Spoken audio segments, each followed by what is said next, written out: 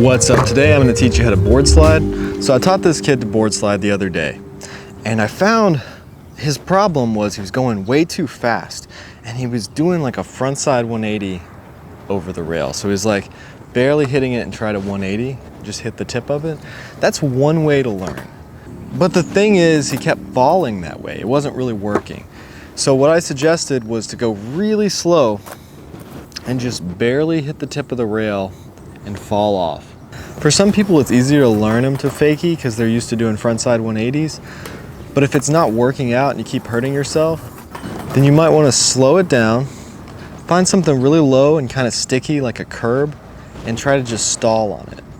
So when I say start on something small, I mean really small, like this, where you don't even have to ollie, you just kind of lift your wheels up, put them on, and pull them off. Doing that over and over just to get that motion drilled in your head. And if it's waxed like this, you can actually learn to slide on something low like this. It's almost like a slappy where you don't even have to ollie. So get that motion where you're doing a 90-degree turn, not the full 180, landing in the board slide, and then turning off, going the regular way. Do this really slow, and then just work your way up where you actually try to board slide the ledge. If you have a ledge that's waxed really well and comes to an end that you can actually do a board slide on, a board slide on a ledge is very helpful to learning to board slide on a rail. It's a little bit stickier, slower, and safer. So I'd get really comfortable board sliding on a ledge, and then I would find a really low rail at a skate park, or you can buy an element rail or some of those rails off Amazon or wherever they sell skateboard rails.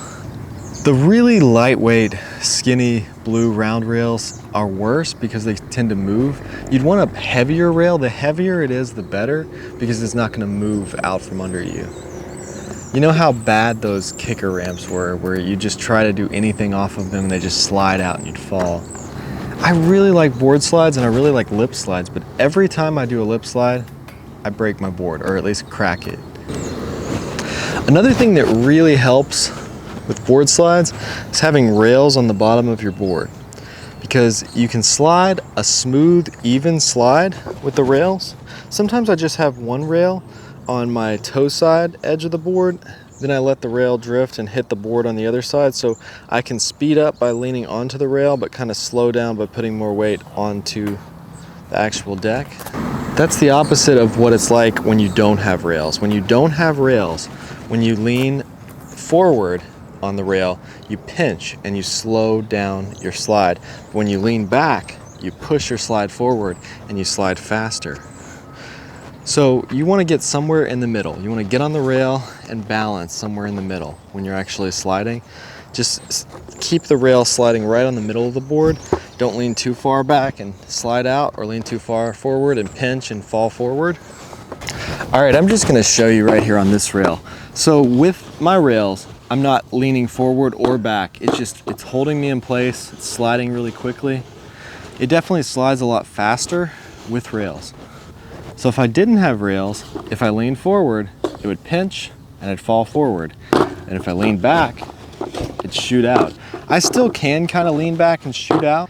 It's not just how the board is, it's how your upper body is. If you're leaning your upper body too far back, you'll slide out. Or if you're leaning your upper body too far forward, you might pinch, but with rails like this and the rail being kind of waxed, you're not probably gonna stop. Another thing I like to do is when I get on the rail, if I'm going way too fast, I like to pinch my wheels against the rail, and that gives me a really locked in feel where I can actually slow it down by pushing against the rail harder. It almost feels like locked in, kind of like a Smith grind would, but even more locked in, like you're not going anywhere because you're flat on the rail and you're pinching those wheels against the rail.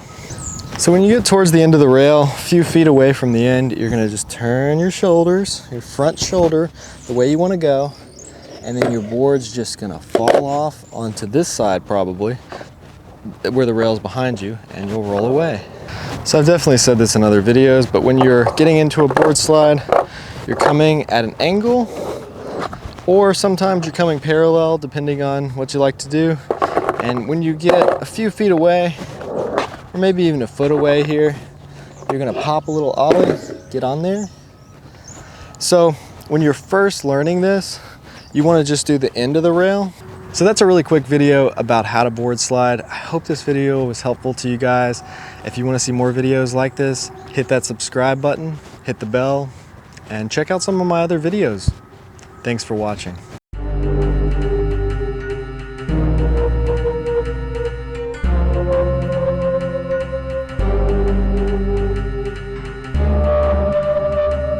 Thank you.